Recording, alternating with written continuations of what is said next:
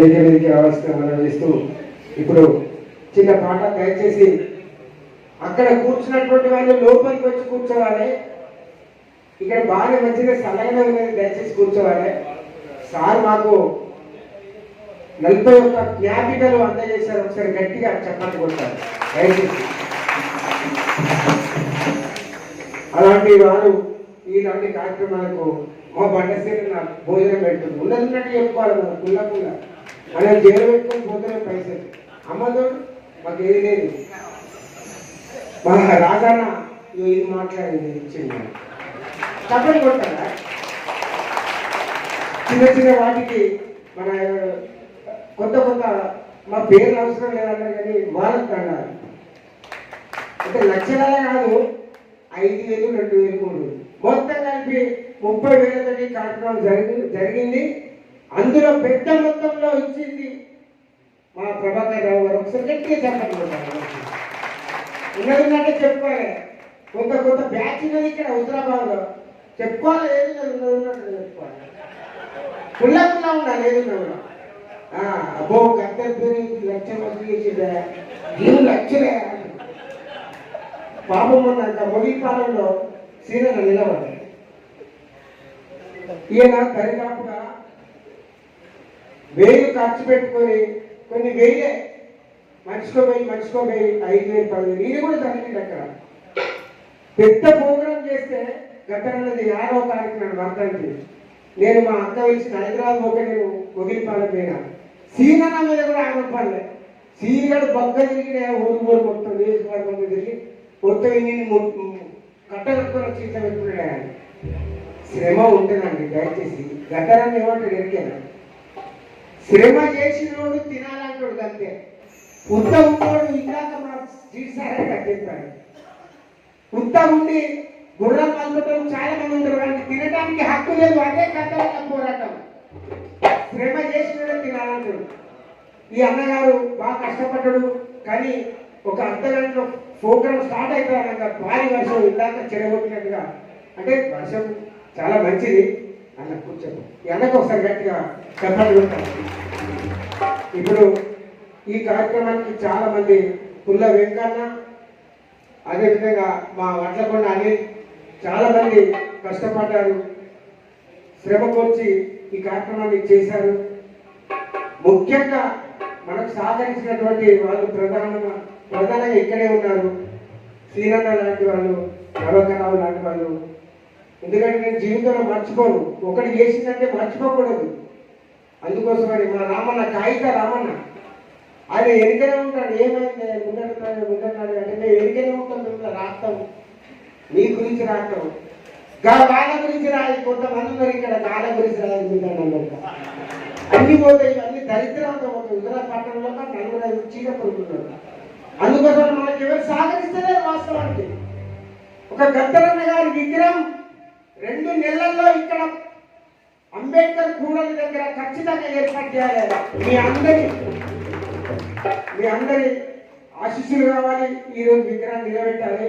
అక్కకు నేను మాటిస్తున్నాను. దీనికి మీరు అందరు కోఆపరేషన్ చేయాలని మనం చేసుకుంటూ గంగమ్మ గంగమ్మ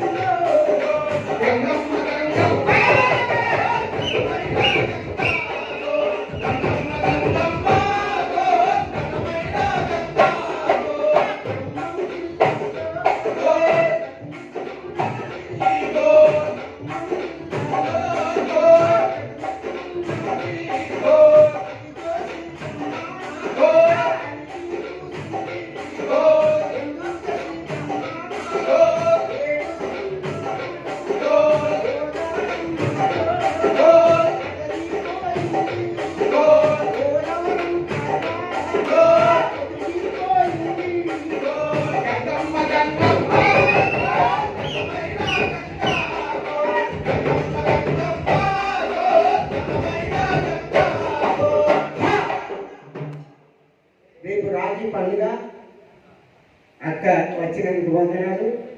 ఇప్పుడు మల్లె తీయకు పందిరి ఊరు అనే పాట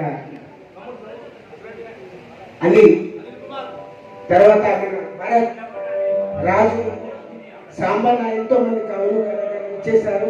దయచేసి అందరికి అవకాశం వస్తుంది.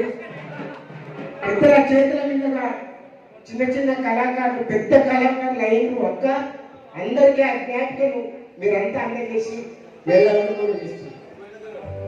Thank you.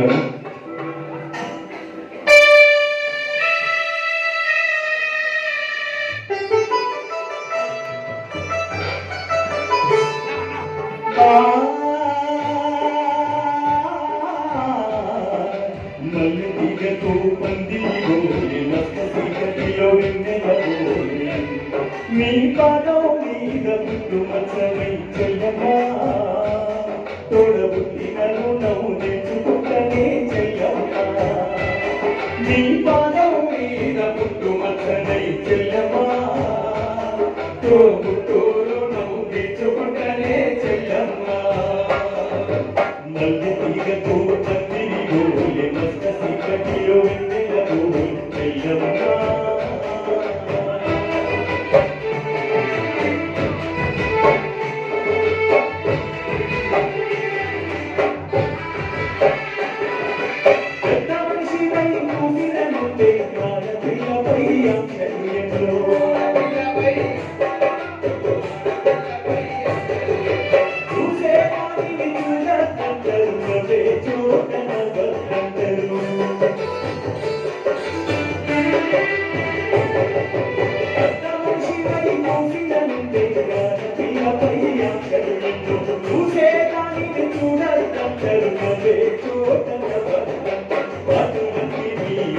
చూడగా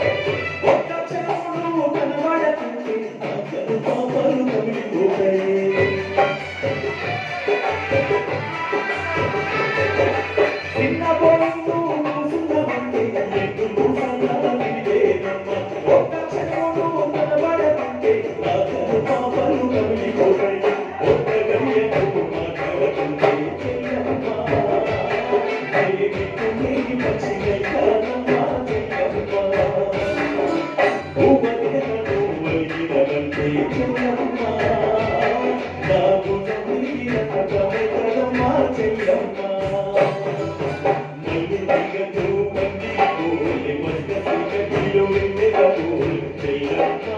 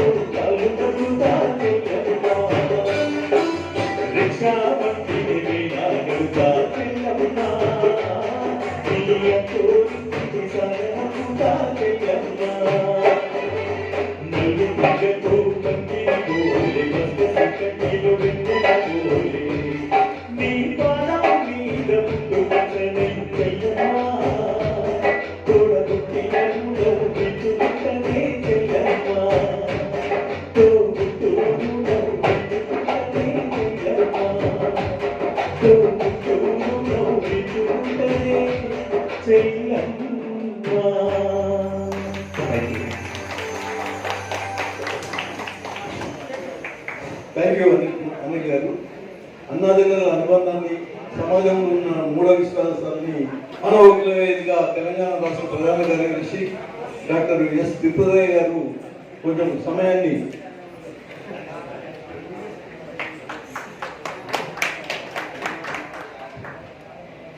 థ్యాంక్ యూ సార్. గద్దర్ పాటల అభిమానిగా, సొసైటీలో ఒక పౌరునిగా ఏం జరుగుతుందో అబ్జర్వ్ చేస్తున్నటువంటి వ్యక్తిగా మాత్రమే మాట్లాడగలను. అంతకంటే ఎక్కువ అర్హత ఉందని నేను అనుకోను.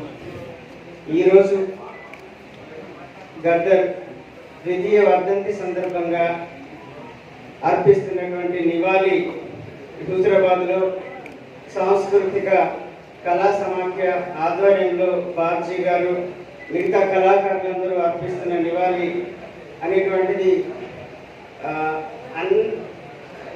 చాలా ఆత్మీయమైనటువంటి, కల్మషం లేనటువంటి నివాళి. గద్దర్కు నిజమైన నివాళి అర్పించదగ్గటువంటి వ్యక్తులు, గద్దర్తో పనిచేసినటువంటి వాళ్ళు, గద్దర్తో స్టేజ్ పంచుకున్నటువంటి వాళ్ళు, గద్దరు ప్రేమను పొందినటువంటి వాళ్ళు, గద్దర్ చేత తిట్లు కూడా తిన్నటువంటి వాళ్ళు ఈ స్టేజ్ మీద చాలా మంది కళాకారులు. వాళ్ళే నిజమైనటువంటి నివాళి అర్పించగలిగినటువంటి వాళ్ళు.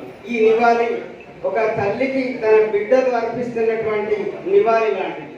ఇందులో ఎటువంటి కృత్రిమత్వం కానీ అసహజత్వం కానీ ఏది లేదు. అటువంటి గొప్ప నివాళి కార్యక్రమంలో నేను భాగస్వామి అవుతున్నందుకు సంతోషిస్తూ, మిత్రులారా, నేను గద్దర్ను ఎట్లా అర్థం చేసుకుంటున్నాను, గద్దర్ నుంచి ఎటువంటి స్ఫూర్తి నేను కానీ మొత్తం సొసైటీ కానీ పొందగలదు అనేటువంటి ఉద్దేశంతో మాట్లాడాలని అనుకుంటున్నాను. ఒక 5-10 నిమిషాలకు మించి ఉండదు. 5 నిమిషాలు కనుక ఏదుంటే, గద్దర్ అంటే కేవలం కళాకారుడు కాదు, కేవలం గాయకుడు కాదు, కేవలం పాటల రచయిత కాదు. గద్దర్ తోటి రాజకీయాలున్నాయి, గద్దర్ను నడిపిన రాజకీయాలున్నాయి. మిత్రులు చెప్పినట్టుగా గద్దరు నడిపించిన రాజకీయాలున్నాయి. ఆ రాజకీయాలలో అతను కేవలం పని చేయడం కాదు, జీవించిండు. కాబట్టి గద్దర్ అంటే తాను ఆచరించినటువంటి రాజకీయం కూడా, రాజకీయాన్ని వేరు చేసి గద్దర్ను వేరు చేసి చూడటానికి అవకాశం లేదు. అసలు అది గద్దర్. రెండవది, కేవలము రాజకీయాల వల్లనే గద్దరు ఈ స్థాయికి వచ్చిందా అంటే అలా కాదు. ఇటువంటి రాజకీయాలు అనేక మంది కళాకారులను ప్రోత్సహిస్తూ ఉంటాయి. కానీ గద్దరు మాత్రమే ఈ స్థాయికి ఒక రాజకీయాలకి బ్రాండ్ అంబాసిడర్ గా ఎదగగలిగింది. కారణం గద్దర్ యొక్క పట్టుదల, గద్దర్ యొక్క దగ్గర ఉన్నటువంటి సృజనాత్మకత, కళ పట్ల, ప్రజల పట్ల అంకిత భావం, ప్రజల పక్షాన ఉండాలని అనుకోవటము, గద్దరు అర్పించినటువంటి జీవితము, గద్దరు కోల్పోయినటువంటి కుటుంబ వ్యక్తిగత జీవితము, గద్దరు చేసిన త్యాగాలు కూడా అతను ఒక బ్రాండ్గా ఎదగడంలో ఉంది. మనందరికీ తెలుసు గద్దరు చివరికి 5 బుల్లెట్లు కూడా అతని శరీరంలో దిగినాయి. అయినప్పటికీ కూడా దానికంటే ముందు గద్దర్ ఎట్లా ఉన్నాడో దాని తర్వాత కూడా గద్దర్ అట్లనే ఉన్నాడు. అది నిజంగా డెడికేషన్ అంటే పాడిన పాటకి దాంట్లో ఉండేటువంటి వస్తువుకు కట్టుబడి ఉండటం అనేది ఉన్నప్పుడే కళాకారుడు సమాజం మీద ప్రభావం వేయగలుగుతాడు, లేకపోతే కేవలం అలరించగలుగుతాడు. కానీ గద్దర్ అట్లా కాదు. అయితే ఈ 2 మాత్రమే కాదు, రాజకీయాలు, గద్దర్ వ్యక్తిగత త్యాగము, ప్రతిభ మాత్రమే కాకుండా గద్దర్ ఒక బ్రాండ్గా ఎదగడం వెనుక ప్రజలు కూడా ఉన్నారు. ప్రజలు గద్దర్లో తన కష్ట సుఖాలను చూసుకున్నారు, తమ కష్టాలకు పరిష్కారాన్ని చూసుకున్నారు. ఆ కారణంగా మీరు సార్ చెప్పినట్టుగా ఆ మార్గంలో పోయి వాళ్ళు దెబ్బలు తిన్నారు, వాళ్ళు ప్రాణాలు కోల్పోయింది, ఎన్నో త్యాగాలు కూడా చేసింది. ఇవన్నీ కలిస్తే గద్దర్ అనేటువంటి ఒక బ్రాండ్ తయారైంది. కాబట్టి గద్దర్ ఒక వ్యక్తి కాదు, గద్దర్ అంటే కళ, రాజకీయాలు, ప్రజల ఆకాంక్షలు అన్ని కలిసి ఒక మనిషిని తీసుకుంటే ఎట్లా ఉంటుందో గద్దర్ అట్లా. కేవలం గద్దర్ ఒక వ్యక్తిగా చూడకూడదు. అందుకే ప్రజలు మనము గద్దర్ చివరి రోజులలో తన వ్యక్తిగత రాజకీయాలలో కొంత భిన్నంగా కనిపించినప్పటికీ కూడా వాళ్ళు అవన్నీ పట్టించుకోలేదు. ఎందుకంటే గద్దర్కి అసలు ఒక వ్యక్తిగత అభిప్రాయం ఉంటుందని కూడా వాళ్ళు అనుకోలేదు. అట్లాగా గద్దర్ పూర్తిగా సమాజపరం అయిపోయింది. మనిషి సోషలైజ్ అయితే వ్యక్తిగతంగా ఏమీ లేకుండా సమాజపరం అయితే ఎట్లుంటాడో గద్దర్ అటువంటి వ్యక్తి. కాబట్టి ఇది గద్దర్ అంటే నాకు అర్థమైనటువంటిది. అయితే గద్దరు ఈ రోజు ఉన్నటువంటి సమాజానికి కానీ, రాబోయే సమాజాలకు కానీ గద్దర్ నుండి మనం నేర్చుకోగల స్ఫూర్తి చాలా ఉంటుంది. గద్దర్ 1990లలో తరగని గని అనేటువంటి ఒక పుస్తకం రాసిండు, చాలా మందికి తెలుసు. అది కొత్త కళాకారులకి, ప్రజా కళాకారులుగా ఎదగాలని అనుకునేటువంటి వాళ్ళకి ఎక్కడికి వెళ్ళి నేర్చుకోవాలి, పాటలు రాయటము, పాటలను ఎక్కడికి వెళ్ళి నేర్చుకోవాలి అని చెప్తూ రాసినటువంటి పుస్తకము. దాంట్లో ఆయన ఏం చెప్తారంటే, మీరు సమాజం దగ్గరికి వెళ్ళండి, మీరు ప్రజల దగ్గరికి వెళ్ళండి, అట్టడుగు ప్రజల దగ్గరికి వెళ్ళండి, శ్రమజీవుల దగ్గరికి వెళ్ళండి. వాళ్ళ దగ్గర సంగీత వాయిద్యాలు ఉన్నాయి, వాళ్ళ దగ్గర సాహిత్యం ఉంది, వాళ్ళ దగ్గర సమిష్టి సంస్కృతి ఉంది. మీరు ఎంత అంటే అంత నేర్చుకోవచ్చు, అదొక తరగని గని అని చెప్పిండు గద్దర్. చివరికి అసలు గద్దర్ కూడా ఒక తరగని గనిగా ఎదిగిండు. ఇంత సుదీర్ఘమైన 50-60 ఏళ్ళ త్యాగము, అనుభవంతో గద్దర్ నుండి ఎవరు ఏది నేర్చుకోదలుచుకుంటే అది నేర్చుకోవచ్చు. కళాకారులు నేర్చుకోవచ్చు, సాహిత్యము, పాటలు, కథలు రాయదలుచుకునేటువంటి వాళ్ళు దానికి వస్తువుగా ఏది తీసుకోవాలి. గద్దర్ అసలు సృష్టించినటువంటి అంశం ఉందా, కేవలం ఒక వర్గం గురించి రాసిందా? ఇందాక ఎంత బ్రహ్మాండమైనటువంటి పాట అది వర్గాలకు అతీతమైన మానవ సంబంధాలలోకి వెళ్ళి గద్దర్ పట్టుకున్నాడు. పాట అంటే మనుషులు ఎక్కడ కనెక్ట్ అవుతారు అని చెప్పేసి. అట్లాగే గద్దర్ చీపురు గట్ట మీద రాసింది, బాత్రూమ్ మీద కూడా రాసింది. కాబట్టి ఒక కళాకారులు మాత్రమే కాదు, రచయితలు, కవులు, కథకులు, నవలు రాసేటువంటి వాళ్ళు కూడా వస్తువు ఏది తీసుకోవాలి అనేటువంటిది కూడా గద్దర్ నుండి నేర్చుకోవచ్చు. ఇంకా మొత్తం సమాజాన్ని ఇవాళ విశ్లేషించే వాళ్ళు, అర్థం చేసుకోవడానికి ప్రయత్నం చేసేటువంటి వాళ్ళు కూడా గద్దర్ జీవితం నుంచి గద్దర్ చివరి దాకా కూడా ఎవరి పక్షంలో ఉన్నాడు, ఏం మాటలు మాట్లాడాడు, ఎవరి మిత్రులని అనుకున్నాడు, ఎవరి శత్రువులని అనుకున్నాడు, ఇవన్నీ కూడా గద్దర్ జీవితం నుంచి నేర్చుకోవచ్చు. గద్దర్ ఇవాళ కనుక బతికుంటే 3 విషయాలు ప్రముఖంగా మాట్లాడేటువంటి వాడు. ఆయన లేకపోయినా ఆయన స్ఫూర్తి ఈరోజు మాట్లాడిస్తున్నది. 3 విషయాలు ముఖ్యంగా ఈ దేశంలో ఉన్నటువంటి రాజకీయాలు, పరిపాలకులు కేవలం మత విద్వేషం సృష్టించి వాళ్ళు దేశాన్ని పరిపాలించడానికి మరొక అర్హత లేకుండా కేవలం మత విద్వేషం ఆధారంగా పరిపాలకులుగా ఉండాలని ఎట్లా అనుకుంటున్నారు, ఈ సమాజాన్ని 2-3 వేల సంవత్సరాలకు ఎట్లా మళ్లింపబడుతుంది తలుచుకున్నారు అనేటువంటి విషయం మీద గద్దర్ ఈరోజు మాట్లాడేవాడు ఉంటే. రెండవది, మన ప్రధానమంత్రి కానీ, అమిత్ షా కానీ ఈరోజు ఏం మాట్లాడుతున్నారు అనేటువంటిది మనం చాలా క్లోజ్గా అబ్జర్వ్ చేయాలి. వాళ్ళు ఏం మాట్లాడుతున్నారంటే, ఈరోజు భారతదేశంలో ఉన్నటువంటి సాయుధ నక్సలైట్ల పని మేము పట్టేశాము, ఇంకా వాళ్ళు క్లోజ్ అయిపోతున్నారు, కానీ ఈ నక్సలైట్ లేదా మావోయిస్టు లేదా కమ్యూనిస్టు భావజాలం అనేటువంటిది అర్బన్ ప్రాంతాలలో ఇంకా మిగిలి ఉంది. దానికి సంబంధించినటువంటి భావజాలం కొంతమంది మనుషులలో, మేధావులలో, కార్యకర్తలలో, సామాన్య ప్రజలలో కూడా ఉంది. వాళ్ళను ఏరివేయాలి. కాబట్టి అర్బన్ నక్సలైట్ అనేటువంటి పేరును ఒకటి సృష్టించి తుపాకీ పట్టుకోకుండా, హింస ఏది చేయకుండా, పూర్తిగా రాజ్యాంగబద్ధంగా జీవించి కేవలం భావజాలం కలిగినందుకు, అభ్యుదయ భావజాలం కలిగినందుకు, సెక్యులర్ భావజాలం కలిగినందుకు, ప్రజాస్వామ్య భావజాలం కలిగినందుకు, లేదా మత వికాస రాజకీయాలను విమర్శించినందుకు మాత్రమే వాళ్ళందరినీ అర్బన్ నక్సలైట్ల పేరు మీద ఏరివేయడానికి వాళ్ళు పెద్ద ప్రయత్నాలు చేస్తున్నారు. దీంట్లో సిపిఐ పార్టీ వస్తుంది, సిపిఎం పార్టీ వస్తుంది. దీంట్లో కూర్చున్న వాళ్ళందరూ కూడా అదే కేటగిరీ కిందకి వస్తుంది. వాళ్ళ ప్రోత్సాహంతో నిన్నగాక మొన్న ఖచ్చితంగా జూలై 10-11 తారీఖులలో మహారాష్ట్ర ప్రభుత్వం అర్బన్ నక్సలైట్లను ఏరివేయడం కోసం ఒక కొత్త చట్టం చేసింది. దాని పేరు మహారాష్ట్ర ప్రత్యేక ప్రజా భద్రతా చట్టం, Maharashtra special public security act. నిజానికి మహారాష్ట్రలో ఇప్పటికీ చాలా అణచివేత చట్టాలు ఉన్నాయి. ఐపీసీ ఉంది, మనందరికీ తెలుసు. రాజద్రోహం చట్టం ఉంది, యూఏపీఏ ఉంది, ఉపా అని అంటాం మనం. ఇది కాకుండా మహారాష్ట్రలో ప్రత్యేకంగా వ్యవస్థీకృత ఆర్గనైజ్డ్ క్రైమ్ కంట్రోల్ యాక్ట్ అనేటువంటిది కూడా ఒకటి ప్రత్యేకంగా ఉంది. ఇవన్నీ సరిపోనట్టు ప్రత్యేకంగా అర్బన్ నక్సలైట్లను, అటువంటి సిమిలర్ ఆర్గనైజేషన్స్ ని అణచివేయడం కోసం అని చెప్పేసి కొత్తగా ఒక చట్టం తీసుకొచ్చింది. అది 10-11 తేదీలలో అసెంబ్లీలో పాస్ అయింది. గవర్నర్ సంతకం చేస్తే అది చట్టం అయింది. అది కేవలం ఈ రకమైనటువంటి మత విద్వేష రాజకీయాలను విమర్శించేటువంటి వాళ్ళు, సెక్యులర్ వాదం కావాలనుకునేటువంటి వాళ్ళు, ఈ దేశంలో రాజ్యాంగం బ్రతకాలి, ప్రజాస్వామ్యం బ్రతకాలి అని కోరుకునేటువంటి వాళ్ళను మీద వెంటబడటం కోసం చేసినటువంటి చట్టం. అది రేపు మిగతా రాష్ట్రాలలో కూడా చేయబడబోతుంది. అది దాని గురించి గద్దర్ తప్పకుండా మాట్లాడి ఉండేటువంటి వాడు. ఆయన స్ఫూర్తి మనందరితో మాట్లాడించాల్సి ఉంది. మూడవ అంశము, ఈరోజు మావోయిస్టులు చర్చలు చేద్దామని కేంద్ర ప్రభుత్వాన్ని అడుగుతున్నారు. యుద్ధం ప్రారంభమైంది, ఎవరు ప్రారంభించిన సంగతి అలా అవును చేస్తే హింస విపరీతంగా పెరిగిపోతున్నది. అందులో మేము చనిపోతున్నారు, సామాన్యులు చనిపోతున్నారు, పోలీసులు కూడా చనిపోతున్నారు. కాసేపు ఆలోచిద్దాం, మాట్లాడదాం, దీనికి ఇంకొక రకమైన పరిష్కారాన్ని వెతుకుదామని యుద్ధంలో ఉన్న ఒక పక్షం నుంచి పిలుపు వచ్చినప్పుడు కేంద్ర ప్రభుత్వం తప్పకుండా కూర్చొని మాట్లాడాలి అని గద్దర్ బ్రతుకుంటే మాట్లాడేవాడు. 2004లో ఆయన చర్చలలో ప్రధానమైనటువంటి ప్రతినిధి కూడా. కాబట్టి ఇవన్నీ మన ముందున్నాయి. గద్దర్ నుంచి మనం స్ఫూర్తి కనుక తీసుకోదలుచుకుంటే అనేక విషయాలను మనం నేర్చుకుంటూ మన కర్తవ్యాన్ని, బాధ్యతను తను నిరంతరం గుర్తు చేస్తూనే ఉంటాడు.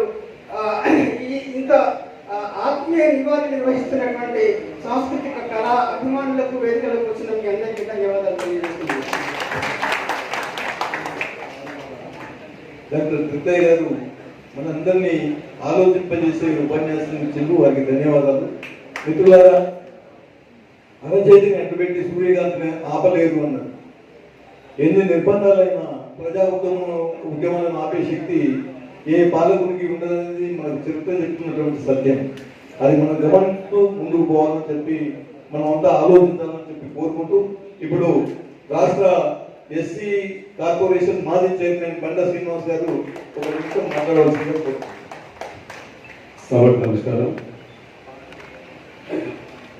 బాబ్జీ గారు గత వారం రోజుల నుండి పాపం చాలా నిజంగా తను చెప్పింది, అసలు ప్రోగ్రాం నిజంగా చేసే వాళ్ళకు కష్టాలు వస్తాయి, షో చేసే వాళ్ళకే పనులైతే అనేది చెప్పడం చాలా కరెక్ట్. అది రాములన్న, రాదన్న, నేను, బాబ్జీ అన్న మేమందరం కూర్చొని ఈ ప్రోగ్రాం ఎట్లా, పాపం తనకు గద్దర్ అంటే బాగా ఇష్టం. నేను దాదాపు 10-15 సంవత్సరాలు చూస్తున్నా. బాబ్జీ అన్నకు గద్దర్ గారికి అమితమైన ప్రేమ. అయితే ఈ సందర్భంగా నిజంగా జరిగింది ఒక చిన్న విషయం చెప్తే ముగిస్తాను. అసలు ఈ సమావేశంలో నాకు అవకాశం ఇవ్వడం చాలా సంతోషంగా భావిస్తూ, ఒకరోజు నేను కొప్పులీశ్వరన్న దళిత బంధు విషయంలో కూర్చొని సార్ దాంట్లో మాట్లాడితే నాకు మధ్యలో చెరువు శివన్న అని కొత్తగూడ ఆయన ఒక ప్రోగ్రాం పెట్టి నాకు ఫోన్ చేసి ఇవి అన్నం మాట్లాడతాడని నాకు ఫోన్ ఇచ్చాడు. ఇచ్చినాక ఎవరన్నా వినలేదు తక్కువ పోలిస్తే అరే రేపు వస్తున్నావా ప్రోగ్రామ్ అన్నాడు. అప్పటికే నాకు ఈ శివన్న చేస్తే నేను అప్పుడు పనులని నాకు కొంచెం దత్తబంధు ఇచ్చిన మీటింగ్లు ఉన్నాయని చెప్తే సీఎం గారు నువ్వు ఇక్కడ కనబడద్దురా దత్తబంధుకు హుజురాబాద్లో ఉండాలను సార్ చెప్పాడు. ఇక నేను ఇట్లా ఉండద్దు అనుకుని నేను ఒక చిన్న ప్రోగ్రామ్ అంటే కొప్పులేశ్వరం దగ్గర అంటే అరే వస్తున్నావా ప్రోగ్రామ్ అన్నాడు. ఎవరన్నా అన్న నేను రా గద్దరన్నా అన్నాడు. నాకు పంచప్రాణాలని గద్దరన్నప్పుడు రాకపోతే ఉంటాడు ఆయన. ఏది గవర్నమెంట్ మా నాయకులను మా సభకుడు నన్ను అసలే హైదరాబాద్ ఉంటుంది అన్నాడు మా సార్. అందుకే చెప్పి నాకు ఉంటానన్నా పెద్ద రోజు కదా ఉంటే సార్ తప్పకుండా ఉంటాను. రేపు సుందర విజ్ఞాన భవన్లో రాగా ప్రోగ్రామ్ చేద్దాం. శివకుమార్ నీ గురించి బాగా చెప్తాను కదా అన్నాడు. నాకు రాత్రి నిద్ర ఉంటుంది. ఎందుకంటే పోతే ఓళ్ళి పోకుండా ఓళ్ళి నేను గొప్పలీశ్వరానికి చెప్పిన అన్నకి ఇట్లా రమ్మంటాను అంటే కూరలో తప్పే ఉంది అన్నాడు. పోతే వాయిస్తారు కదా అన్న ఇక తప్పై నీకైనా నాకైనా పోవాల్సిందే అన్నాడు. సరే అనుకుని ఒక గంట ముందే నా గన్మెన్లు నా పిఎల్ అందరూ పక్క పెట్టినా ఒక్కరిని పోయి ఫస్ట్ పోయి అలా కూర్చున్నా. వచ్చిండు అన్న వచ్చి 7వ రోజు చైర్మన్ అన్నాడు. అన్న నేనే అనుకోను నువ్వు చైర్మన్ నీకు అన్నం లేదా నీకు అదేనంటే అన్న నేను పెట్టుకోలేదన్న బయట అన్న వాళ్ళు రావాలంటే మరి నేను సింపుల్ ఉందని చైర్మన్ అంటే నీకు క్యాబినెట్ ర్యాంక్ కావాలంటే ఏమైనా నీ తాగుతానన్న దండం పెట్టి అన్న నా ముంగడ మాత్రం గవర్నమెంట్ నీకంటే నీ దండం పెట్టనే అన్న. ఏదో కింద భయపడతాను అంటే నువ్వు దిగుదావని నాకు తెలుసు కదా నీ ధైర్యం అంటే నీకు చివాకి పడేంత దిక్కది రాన్నాడు. ఎట్లయినా కొద్దిగా దిక్కగా నన్ను బదిలాడుతుంది అంటే అట్లాంటి ప్రోగ్రాంలు ఒక 10-15 చేసినాము అన్నతోటి. లాస్ట్కు రాష్ట్రపతి వచ్చినప్పుడు కూడా నేను అక్కడ అదే ఆ బండకి బాగా అని చెప్పి తీసుకుపోయి నా పక్క కూర్చొని ఇద్దరు కలిసి అన్నం తిని అన్నది కూడా నేను సెంటర్ చేసి అంటే నాకు బాగా దగ్గరగా నేను అతి తక్కువ కాలంలో ఎక్కువ అర్థం చేసుకున్నటువంటి వ్యక్తి కదలన్న వారు నిజంగా లేకపోవడం మన సమాజానికి తీరని లోటు అని చెప్పి సందర్భంగా పనిచేస్తూ నాకు ఇచ్చిన అవకాశానికి నమస్కారం తెలుపుకుంటున్నాను. థ్యాంక్ యూ శ్రీనివాస్ గారు. ముఖ్యంగా గద్దరన్న శిష్యుడుగా ఎదిగినటువంటి బాబ్జీ గారి గురించి ఒక నిమిషం చెప్పాల్సిన అవసరం ఉంది నాకు. చెల్పూర్ గ్రామానికి సంబంధించినటువంటి మునుగురు సాంబయ్య గారు అనే అతను ఆ రోజులలో మేము వార్తలు రాసే కాలంలో జూనియర్ గద్దర్గా పేరు తెచ్చుకుని గోసి గొంగడి వేసుకుని గద్దరలాగానే పాటలు పాడుకుంటూ ఆయన ఉద్యోగి అయినప్పటికీ పాటలు పాడుకుంటూ ప్రజా చైతన్యాన్ని చైతన్యపరిచినటువంటి వ్యక్తి. ఆ మునుగూరు సాంబయ్య గారి ప్రేరణతోటి గాయకుడైనటువంటి శరీరం బాబ్జీ గారు ప్రపంచం మొత్తం గద్దరన్నను గాయకుడిగా గుర్తించి గౌరవిస్తే అలాంటి గద్దరన్న బాబ్జీని పేషిగా చాలా సభలలో ప్రకటించడం మనందరికీ గర్వకారణం. అదేవిధంగా మునుగూరు సాంబయ్య గారు జూనియర్ గద్దర్గా మనం అనుకుంటుంటే నేను వీడియోలో చూసిన వ్యక్తిగతంగా పరిచయం లేదు. ఇక్కడ మా ముందు కూడా ఒక గద్దర్ సాంబయ్య గారిని నేను వీడియోలో చూసిన వారిని గుర్తించి నేను ఈ సందర్భాన్ని తీసుకొస్తున్నా. ధన్యవాదాలు. అదేవిధంగా మా దయానరసింగ్ బాబు ఎక్కడున్నాడు? దయానరసింగ్ గారు దయానరసింగ్ గారు మాకు చాలా కాలం నుంచి కుప్పల రాజనరసింగ్ గారు దయానరసింగ్ గారు మాకు చాలా కాలం నుంచి పరిచయం వ్యక్తి. గొప్ప గొప్ప గొప్ప పాటలు సినిమాలకు రాసినటువంటి దయానరసింగ్ గారు గద్దరన్న మీద ఒక పుస్తకం తీసుకొస్తున్నట్టుగా ఇప్పుడే ప్రకటించిన మేము ముందు వారందరికీ కూడా మేమందరం ఎంతో మంది కళాకారులు నాకు తెలిసిన వాళ్ళు చాలా మంది ఉన్నారు. వారందరికీ జిల్లా వ్యాప్తంగా వచ్చిండ్రు. జిల్లా వ్యాప్తంగా వరంగల్ నుంచి ఇటు మనం పక్క జిల్లాల నుంచి వచ్చినటువంటి కళాకారులు ప్రసిద్ధులైన కళాకారులు ఉన్నారు. వారందరికీ కూడా మేమందరం గుర్తు చేసుకుంటూ ఇప్పుడు ఇక్కడి ప్రెస్ క్లబ్ మిత్రుడు మాకు ప్రెస్ క్లబ్ అధ్యక్షుడు కాయిక రాములు గారు ఒక నిమిషం మాట్లాడవలసిందిగా కోరుతున్నాను. కాయిక రాములు గారు ప్రెస్ క్లబ్ అధ్యక్షుడు. సభకు నమస్కారం. ఈరోజు ప్రజా యుద్ధ నౌక గద్దర్ గారి 2వ వర్ధంతి కార్యక్రమం మన హుజురాబాద్లో నిర్వహించడం ఎంతో గర్వకారణం. మన గద్దర్ గారి గురించి చెప్పాలంటే చాలా మంది వక్తలు చెప్పిండ్రు. ఇప్పుడు ఇక్కడ ఉన్నవారు ఎవరు సరిపోరు. నా మటుకు ఒక 2 వాక్యాలు చెప్పి ముగిస్తాను. ఒకప్పుడు పీడిత తాడిత ప్రజలు కత్తుల వంతెన మీద ప్రయాణం చేసే కాలంలో కత్తుల వంతెన మీద ప్రయాణం చేస్తున్న నోరు లేని పీడిత వంచిత వర్గాల గొంతుకగా నిలిచారు ప్రజా యుద్ధ నౌక గద్దర్ గారు. అలాగే పాటను అస్త్రంగా ప్రజానికానికి చైతన్యం తిరుగుబాటును నేర్పారు మన ప్రజా యుద్ధ నౌక గద్దర్ గారు. సామాజిక ఉద్యమం, విప్లవోద్యమం, దళితోద్యమం, ఆ తర్వాత మలి దశ తెలంగాణ ఉద్యమంలోనూ తన అగ్గి గలంతో యుద్ధం చేసిండ్రు మన ప్రజా యుద్ధ నౌక గద్దర్ గారు. ప్రత్యేక రాష్ట్రం కోసం పాటతో పాటు తూటాను మోసిన చరిత్ర ఒక మన ప్రజాయుద్ధ నౌక గద్దర్ గారికి దక్కుతుందని చెప్పక తప్పదు. ఒక మాటలో చెప్పాలంటే త్యాగం పోరాటానికి నిలువెత్తు రూపమే మన ప్రజాయుద్ధ నౌక గద్దర్ గారు. జోహార్ గద్దర్ అన్న, జోహార్ గద్దర్ అన్న. ధన్యవాదాలు. Thank you. తెలంగాణ ఉద్యమకారుడు, కవి, రచయిత, జర్నలిస్టు, ఇక్కడ మన ప్రాంతంలో ప్రముఖ న్యాయవాది కూడా అయినటువంటి ముఖ్యరాజు గారు మాట్లాడవలసిందని కోరుతుంది.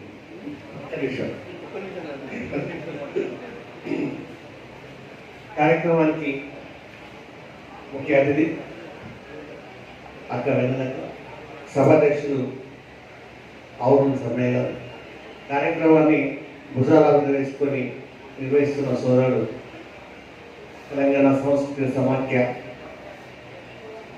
నాయకుడు సోదరుడు బాజీ, వేదికపైన ఉన్న పెద్దలు బండసీన్ అన్న, హైదరాబాద్ అన్న, ప్రభాకర్ రావు అన్న, మురళీమా సార్, మిత్రులు డాక్టర్ దుర్గయ్య గారు, కామ్రేడ్ హుస్సేన్ గారు, కామ్రేడ్ జీవి సారయ్య గారు, పాత్రికేయ మిత్రులకు, దయన్నకు, పెద్దలందరికీ, పాత్రికేయ మిత్రులకు, ఉద్యమ సహచరులకు, ఉద్యమాలు ప్రధానంగా ఇక్కడ పాటల కోసం చూస్తున్నారు. కానీ కొన్ని విషయాలు నిర్దిష్టంగా మాట్లాడుకోకపోతే ఈ సభకి అర్థం ఉండదు. గొప్ప గొప్ప కళాకారులు ఉన్నారు కాబట్టి ఈ సభ ఉద్దేశం ఏంటి, ఈ సభ పెట్టుకోవడం ఆంతర్యం ఏంటి, ఈ సభ ద్వారా మనం ఏం అవగాహన చేసుకుంటాం అన్న విషయాన్ని మాట్లాడుకోకుండా సభకి అర్థం ఉండదు. ఇంకొంతమంది కళాకారులు ఉన్నారు బయట. దయచేసి ఒక విషయం చెప్తే మీరు అందరూ గుర్తుంచుకోవాలి. గద్దర్ భారతదేశానికి ఒకరే. కొంతమంది నల్గొండ గద్దర్ అని, వరంగల్ గద్దర్ అని అట్లాంటి వాళ్ళని బహిష్కరించాలి. గద్దర్ పేరుతో రాజకీయాలు చేసే వాళ్ళని బహిష్కరించాలి. ఇట్లా గద్దర్ అన్న ప్రజా ఉద్యమంలో, విప్లవ ఉద్యమంలో పాట ఒక భాగం. పాట ఉద్యమాల ద్వారా ఉద్యమాల ప్రజలకు చేరువడానికి ఒక భాగం. ఆర్ట్స్ లవర్ పేరుతో నరసింహారావు గారు నడిపిస్తున్న సంస్థ దగ్గరికి గద్దరన్న పోయినప్పుడు ఆయన అప్పటికే కాకతీయుల భారతదేశం లాంటి పుస్తకాలు చదివి ఉన్నారు. నరసింహారావు గారు కాకతీయుల భారతదేశం పుస్తకం ఇచ్చి ఒక వారం 10 రోజులు టైం ఇచ్చి ఈ పుస్తకాన్ని ఒక పాట రూపంలో రాయమని చెప్తారు. అదొక పెద్ద పుస్తకం, ఒక 400 పేజీల పుస్తకం. ఆ పుస్తకం మొత్తం భారతదేశ ప్రజల రాజకీయ, ఆర్థిక, సామాజిక స్థితిగతులకు సంబంధించిన అంశం. అంత పెద్ద పుస్తకాన్ని, అంటే పాట గొప్పతనం ఏంటంటే ఒక 4 గంటల ఉపన్యాసాన్ని, ఒక 400 పేజీల పుస్తకాన్ని ఒక పాట చెప్పగలుగుతుంది. ఆ తాకట్లో భారతదేశం చదివిన గద్దరన్న నీతిగల్ల మన దేశంలో నా అవినీతెందుకు వెలిగిపోయిన నిరుద్యోగులు నిరాశందుకు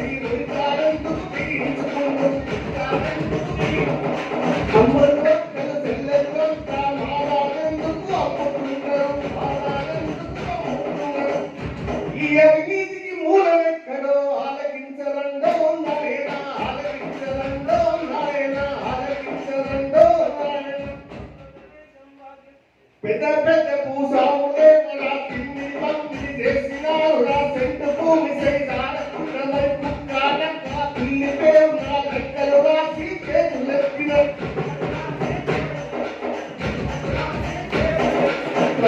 వేసిన లెక్కల తీరిన దేశంలో నా సాగు భూములు 40 కోట్ల ఎకరాలు, 40 కోట్ల ఎకరాలు.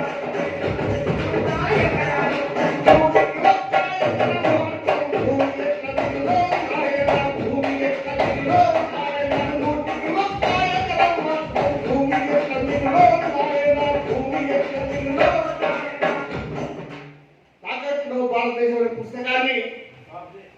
ఒక పాటలో చెప్పాలి కాబట్టి ఆయన ఇలా ఆశిస్తాం.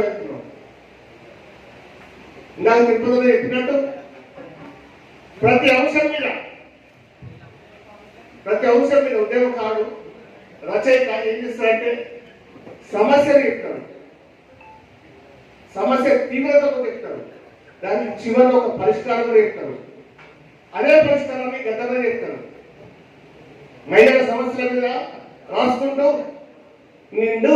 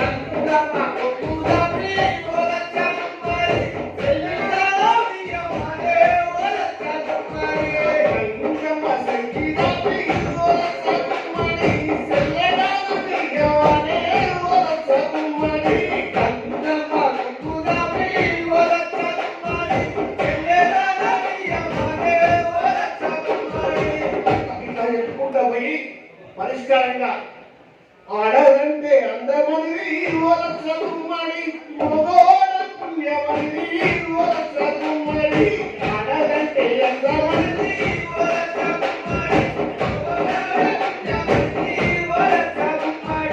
ఆడదంటే అందమని ఓలసగుమ్మడి మగోడ పుణ్యమని ఓలసగుమ్మడి ఆడదంటే ఇలా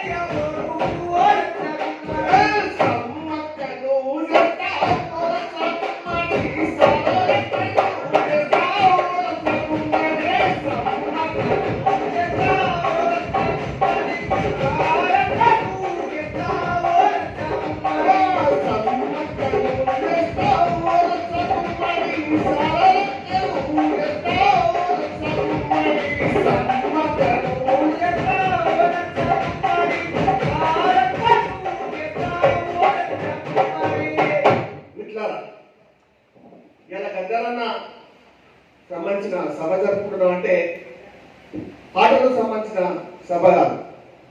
గద్దరన్న ఆలోచన విధానం ఏంటిది? ఆ ఆలోచన విధానాన్ని మనం ఏ విధంగా అర్థం చేసుకున్నాం? ఆ అర్థం చేసుకున్న అంశాలని ఆశలని ఈ దేశ ప్రజల కోసం, ఈ దేశంలో ఉన్న పీడితుల కోసం, ఈ దేశంలో అనేక ప్రాంతాల్లో జరుగుతున్న జాతుల పోరాటాలకి, అస్తిత్వ పోరాటాలకి మద్దతు తెప్పడం కోసం, ఈరోజు మధ్య భారతంలో జరుగుతున్న ఆదివాసులపై జరుగుతున్న అంతిమ యుద్ధాన్ని వ్యతిరేకించడం కోసం, ఈరోజు కాశ్మీర్లో 25 పుస్తకాలు నిషేధించిన దానికి వ్యతిరేకంగా పోరాటం కోసం ఇవి కదా మనం చేయాల్సినవి. ఇవాళ ఈ సభ మనకి ఏం గుర్తు చేస్తున్నాము అంటే గద్దరన్న ఆలోచన విధానాన్ని ఏ రకంగా మనం తీసుకుపోదాం. మిట్లారా మనం ప్రజల కోసం రాయాల్సినది, మాట్లాడాల్సినది, పాడాల్సినది. నిజంగా గొప్ప ఆశకవి. నేను ఒక మాట చెప్పి ముగిస్తా. నేను విశాఖపట్నంలో లా చదువుతున్న రోజుల్లో 91 అనుకుంటా మొదటిసారి గద్దెలో కలిసింది. నేను కొంతమంది మిత్రులు వెళ్ళినాం. ఆ యూనివర్సిటీ ఆడిటోరియంలో ఒక మీటింగ్ జరుగుతూ ఉన్నది. మీటింగ్ ఇంకో 10 నిమిషాల్లో స్టార్ట్ అయిన అందరికి లోపలికి వెళ్ళి కలిసిన వాళ్ళు ఆ రోజు ఒక మిత్రుడు గుర్తు చేసిండు, ఈరోజు గొప్పగా నైలన్న వర్ధంతి అని. అవునా, మరి ఐలన్న ఒక పాట పాడాలి కదా అని అన్నాడు. మీరు చెప్పుకునే వాళ్ళు మీకు ఏమన్నా తెలంగాణ పాటలతో చెప్పుకుని బతుకమ్మ పాట చెప్పుకుని అన్నాడు. అన్నాక నేను సరదాగా బతుకమ్మ వాడుకునే పాట ఒకటి గుర్తు చేసిన. సిన్ని మీరేటి వారు సిన్ని మొగ్గలేటి వారు తాజీ మీరేటి వారు తాజీ మొగ్గలేటి వారు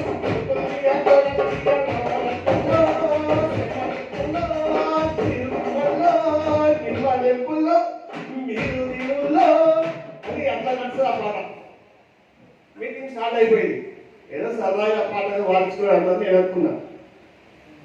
స్టార్ట్ అయినాక 2 నిమిషాలకు వెలుగుడికి వచ్చిండు.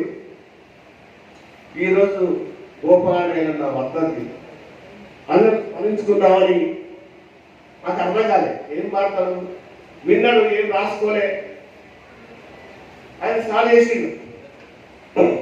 అన్నమ్మా అన్న గోపగారిన్న కమ్యూనిస్టు వీడవన్న రాడికల్లు తీయడవన్న అందుకొరువు పొందుకోరా ఎర్రదండాలో ఎర్రదండాలో పోరు దండాలో పోరాట దండాలు. అది కదా అవి ఉండాల్సిన. కాబట్టి ఇట్లా మళ్ళీ ఒకసారి నేను ఒక మాట చెప్తాను. మనం ప్రతిసారి ఏప్రిల్ 14 అంబేద్కర్ జయంతి, మళ్ళీ డిసెంబర్ 6 అంబేద్కర్ వర్ధంతి ఇట్లా జరుపుకుంటూ ఆ రోజు మాత్రమే అంబేద్కర్ గొప్పతనాన్ని మాట్లాడుకుంటున్నాం.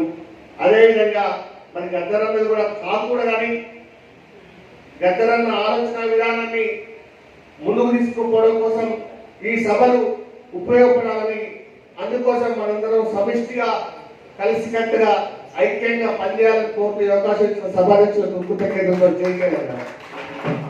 థ్యాంక్ యూ రాజు గారు.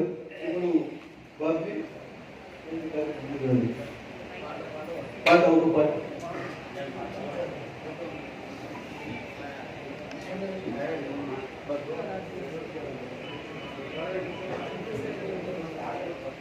కొప్పుల రాజనరసన్న చెంగు సైన్యంలో తిన్నారు. అంటే జైల్లో కూడా యుద్ధం చేసి తను చేసిండు గద్దరన్న. జైల్లో ఉన్నటువంటి వాళ్ళు ఏదో చిన్న నేరమో ఏదో ఒకలాగా ఏం నేరం చేయనటువంటి వాళ్ళు కూడా పోతా ఉంటారు. అలాంటి అక్కడ కూడా ఉద్యమం చేయాలని చెప్పినటువంటి గద్దరన్న ఈరోజు సారు ఒక యాదవరెడ్డి గారు ఇక్కడికి వచ్చారు. హిమానియల్ గాయకుడు. ఇప్పుడు అక్క ఒక చిన్న క్యాసెట్ ఆవిష్కరించవలసిన మనం చేస్తున్నాం. హిమానియల్ గారు దయచేసి రావాలి ఇక్కడికి. హిమానియల్ గారు జర్నాట్య మండలిలో పనిచేశాడు.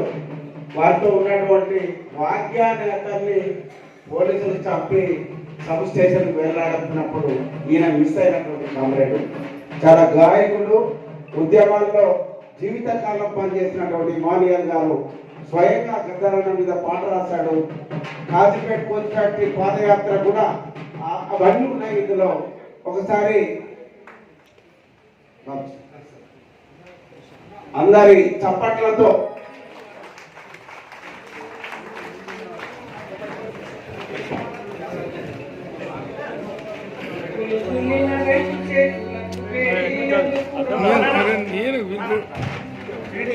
ఉల్టా ఉన్నది.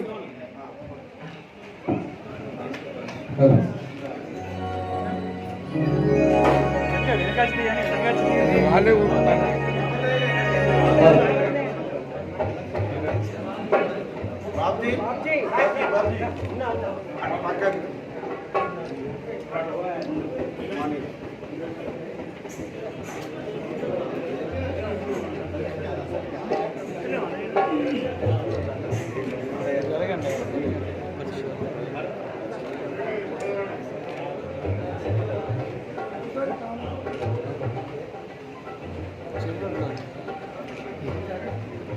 థ్యాంక్ యూ అందరికీ. ప్లీజ్ అందరు కూర్చోవచ్చా మనవి. ఇప్పుడు అక్కగారి చేతుల మీదుగా ప్రభాకర్ రావు గారికి చిన్న జ్ఞాపిక. వెంకన్న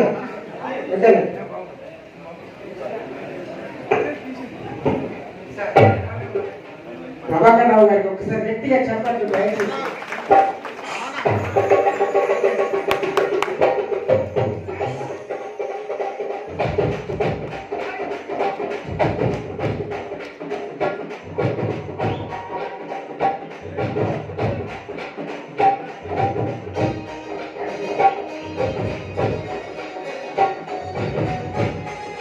ఓకే ఓకే అత్తగారు ఉన్నాయి. ఇప్పుడు అత్తగారికి సమ్మేశారు. అదేవిధంగా మన డాక్టర్ తిరుపతి గారు, అదేవిధంగా మన మాజీ చైర్మన్ ఇంకా స్పీచ్ కాదు కదా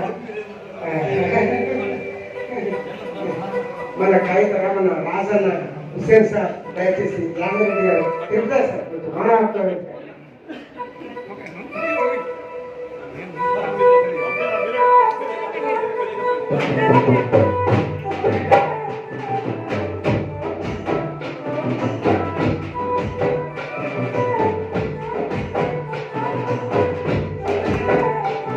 చప్పట్లతో ఒకసారి అభినందన తెలియవచ్చు. చప్పట్లు అందరూ ఉన్నారు.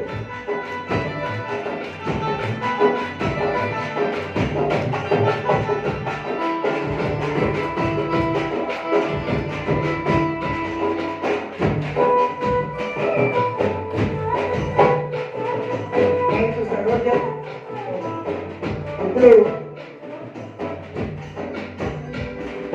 దయచేసి భరత్, అనిల్ కుమార్, సీరన్న, మొగిలిపాలెం, రాజు, చాలా మంది ఎంతో మంది కవులు కళాకారులు వచ్చేశారు. మన సామాన్య, అదేవిధంగా మోని సంపత్, పుల్ల వెంకన్న, రావుల సాయి, నిజాముద్దీన్ అక్కడ నుండి ఇట్లా ఇట్లా నా గురించి చెప్తున్నారు.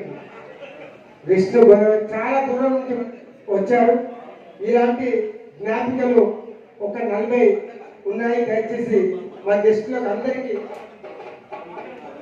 మాట్లాడితే అందరు వెళ్ళిపోతారు. అంత కోసం ఉన్నారు. అందరి ఏంటంటే మేము తీసుకుంటాం కదా. ఓకే థ్యాంక్ యూ అక్క. మరి ఈ వీడియోని అయితే ఇంతవరకు చూసినందుకు ధన్యవాదాలు తెలియజేస్తున్నాను. మరి నెక్స్ట్ వీడియో అయితే ఆ కళాకారులందరికీ బహుమతి అయితే ఇస్తారు.